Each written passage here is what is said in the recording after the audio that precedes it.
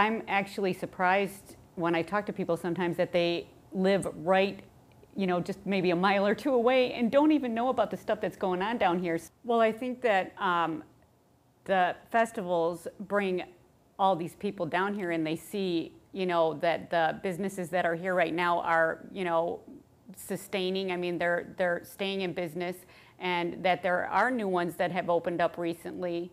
The festival itself, it's a great boon. It's amazing what that'll do to the bottom line of a business such as ours, a restaurant that's trying to make it down here. A festival brings down a diverse group, a cross-section of this community, both young and old, and allows them to have a good time in the downtown corridor, and that brings them back for future events. It sustains local businesses, and that creates jobs. And so the more events that you can have, the more consistent that business is, and the more jobs will not only be created but sustained. The festivals improve quality of life around here because they're bringing people here. A lot of times you hear people say there's nothing to do in Flint, which has never been true. But when they see these things and they see the publicity on TV and they see people down here and it's packed, I mean, there's music, there's everything.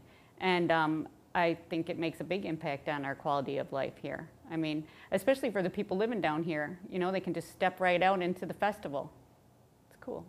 Our festivals and events as a whole draw people from every corner of the world. They come to our community, they see positive things going on, and they go home and tell our story. So the story of Flint gets told all over the world. And we have runners from Kenya that are going home and saying, wow, we had this incredible experience in Flint, Michigan last weekend. That's pretty powerful when you think about it, that we're able to draw an international audience, and that we know that they had a good time here and that they're talking well about us, that next Monday when they're back in their hometowns.